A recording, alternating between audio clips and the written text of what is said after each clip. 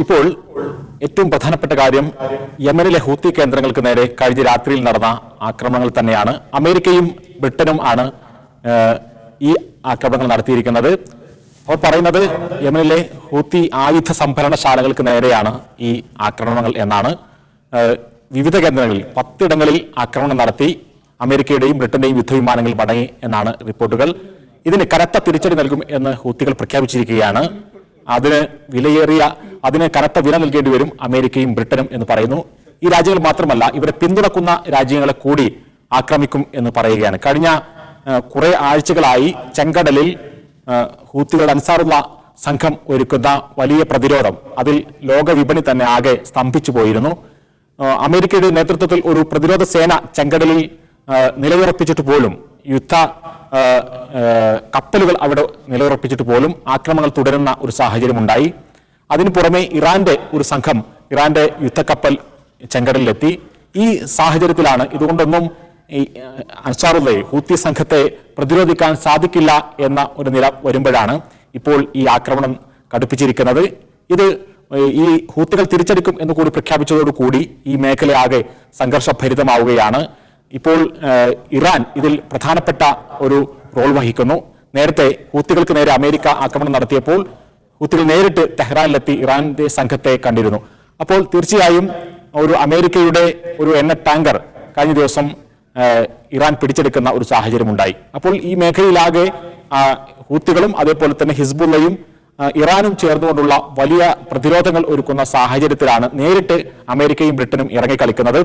യമനിൽ ഇത്തരമൊരു ആക്രമണം നടത്തുന്നത് വലിയ പ്രത്യാഘാതം ഉണ്ടാക്കുന്നതാണ് എന്ന് അമേരിക്കക്കുള്ളിൽ നിന്ന് തന്നെ വലിയ വിമർശനങ്ങൾ ഇപ്പോൾ ഉയരുകയാണ്. ഡെമോക്രാറ്റ് പാർട്ടിയിലെ വിവിധ സെനറ്റർമാരും അതേപോലെ തന്നെ മറ്റു കോൺഗ്രസ് അംഗങ്ങളും ഇത്തരമൊരു ആക്രമണം US കോൺഗ്രസിനെ അറിയിച്ചതിന് ശേഷം മാത്രമേ നടത്താൻ പറ്റൂ എന്ന് പറയുന്നു. പക്ഷേ ജോ ബൈഡൻ അടക്കം ഇക്കാര്യത്തിൽ വലിയ പ്രതിരോധം തീർത്തുകൊണ്ട് അതിന് അമേരിക്കയ്ക്ക് ഇത്തരമൊരു ആക്രമണം നടത്താൻ അവസരമുണ്ട്, അല്ലെങ്കിൽ ഒരു അവകാശമുണ്ട് എന്ന തരത്തിലുള്ള നിയമപരമായുള്ള പ്രതിരോധം ഒരുക്കുന്നു.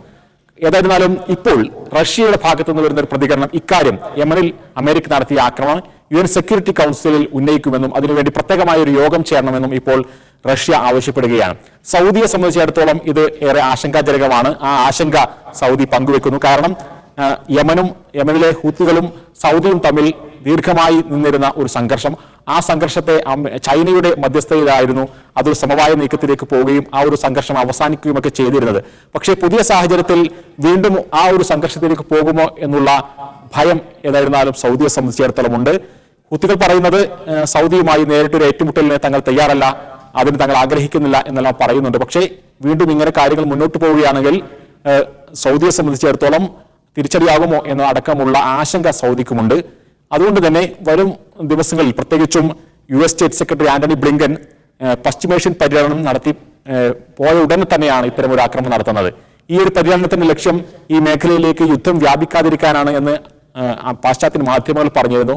പക്ഷേ നമ്മളിപ്പോൾ കാണുന്നത് പശ്ചിമേഷ്യയിൽ ഇസ്രായേലിന്റെ താല്പര്യങ്ങളെ പൂർണ്ണമായും സംരക്ഷിക്കാൻ വേണ്ടിയും അവർ എന്താണോ ഉദ്ദേശിക്കുന്നത് അത് നടപ്പിലാക്കാൻ വേണ്ടിയുമായിരുന്നു യഥാർത്ഥത്തിൽ ഈ പര്യടനം എന്നാണ്. കാരണം പശ്ചിമേഷ്യയിൽ യുദ്ധം വ്യാപിക്കാതിരിക്കാനല്ല, വ്യാപിക്കുന്നതിന്, അമേരിക്കക്കും ഇസ്രായേലിനും അനുകൂലമായി വ്യാപിക്കുന്നതിന് ഈ പശ്ചിമേഷ്യൻ രാജ്യങ്ങളുടെ പിന്തുണ നേടാൻ ആയിരുന്നു ഈ സ്റ്റേറ്റ് സെക്രട്ടറിയുടെ പര്യടനം എന്ന് വ്യക്തമാവുന്ന തരത്തിലാണ് ഇപ്പോൾ ഈ ഒരു ആക്രമണം നടന്നിരിക്കുന്നത്.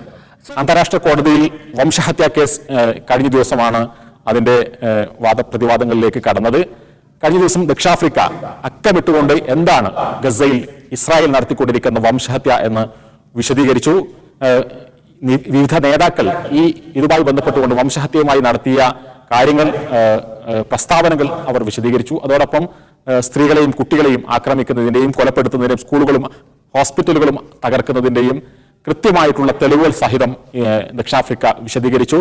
തീർച്ചയായും ഇനി ഇസ്രായേലിന് കൂടുതൽ കാര്യങ്ങൾ വിശദീകരിക്കാനുള്ള ഒരു അവസരമായിരിക്കും ഇന്നുണ്ടാവുക. ഹമാസിനെയാണ് തങ്ങൾ ലക്ഷ്യമിട്ടത് എന്നും ബാക്കിയുള്ളവർ ആകസ്മികമായി ഉണ്ടായ ആക്രമണങ്ങളിലൂടെ കൊല്ലപ്പെട്ടതാണ് എന്നുമുള്ള ഒരു പ്രതിരോധം ഒരുക്കാനായിരിക്കും ഇസ്രായേൽ ഇന്ന് തീരുമാനിക്കുന്നത്. തീർച്ചയായും പക്ഷേ വിവിധ കഴിഞ്ഞ ദിവസങ്ങളിൽ ദക്ഷിണാഫ്രിക്ക ഉന്നയിച്ചിട്ടുള്ള വാദങ്ങൾ അത് പൊളിക്കാൻ ഇസ്രായേലിന് കുറച്ച് അധ്വാനിക്കേണ്ടി വരും. കാരണം അത്രയും വ്യക്തമായി തന്നെയാണ് ഓരോ വാദങ്ങളും അന്താരാഷ്ട്ര നീതിന്യായ കോടതിയിൽ ദക്ഷിണാഫ്രിക്ക വെച്ചിട്ടുള്ളത് എന്ന് മാത്രമല്ല, ഇസ്രായേലി മാധ്യമങ്ങൾ തന്നെ പറയുന്നതനുസരിച്ച് ഈ ഒരു കേസിനെ നേരിടാൻ ഇസ്രായേലിനെ സംബന്ധിച്ചിടത്തോളം വലിയ പ്രയാസമായിരിക്കും എന്നുള്ളതാണ്. മാത്രമല്ല ഈ അന്താരാഷ്ട്ര നീതിന്യായ കോടതിയിലെ ജഡ്ജിമാരടക്കമുള്ള ആളുകൾ ഇസ്രായേലിന്റെ വാദങ്ങളെ തള്ളിക്കളയുന്ന ആളുകളാണ്.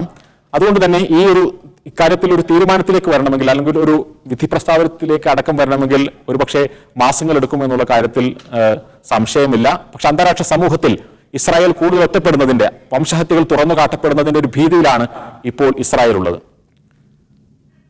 ഇസ്രായേലിനെ സംബന്ധിച്ചിടത്തോളം അവർ യുദ്ധത്തിന്റെ ഒരു മൂന്നാം ഘട്ടത്തിലേക്ക് കടക്കുകയാണ്. അതിന്റെ ഇന്റൻസിറ്റി, അതിന്റെ ഒരു തീവ്രത യുദ്ധമുഖത്ത് കുറക്കുന്നു എന്നെല്ലാം പറഞ്ഞിരുന്നുവെങ്കിലും അത് അത്തരമൊരു നീക്കങ്ങളൊന്നും നമ്മൾ കാണുന്നില്ല. ഓരോ ദിവസവും കൊല്ലപ്പെടുന്നവരുടെ എണ്ണം കൂടിക്കൊണ്ടിരിക്കുകയാണ്. കഴിഞ്ഞ ദിവസവും വിവിധ ഇടങ്ങളിലായി 100-ലധികം പേരാണ് കൊല്ലപ്പെട്ടത്. എല്ലാ കേന്ദ്രങ്ങളും, വടക്കൻ ഗസയിലും എന്നോ തെക്കൻ ഗസയെന്നോ വ്യത്യാസമില്ലാതെ എല്ലാ കേന്ദ്രങ്ങളിലും ഇപ്പോൾ ആക്രമണം നടത്തിയിരിക്കുകയാണ്. റഫ അതിർത്തിയോട് ചേർന്ന് നടത്തിയ ആക്രമണത്തിൽ നിരവധി പേർ കൊല്ലപ്പെട്ടു. ഇപ്പോൾ ആകെ നമുക്ക് കാണാൻ കഴിയുന്നത് വടക്കൻ ഗസയിൽ അവരുടെ കരയാക്രമണത്തിൽ, സൈനികമായിട്ടുള്ള ഗ്രൗണ്ട് ഓപ്പറേഷനിൽ ചെറിയൊരു കുറവ് വന്നിരിക്കുന്നു എന്ന് മാത്രമാണ്. ഖാൻ യൂണിസ് ആണ് ഇപ്പോൾ ഏറ്റവും കൂടുതൽ യുദ്ധം നടക്കുന്നത്. അവർ പറയുന്നത് ഖാൻ യൂണിസിൽ ഹമാസിന്റെ അവസാനത്തെ കേന്ദ്രവും തകർക്കുന്നു എന്ന വാദവുമായി, എന്ന പ്രഖ്യാപനവുമായി വലിയ ആക്രമണം കടുപ്പിക്കുകയാണ്.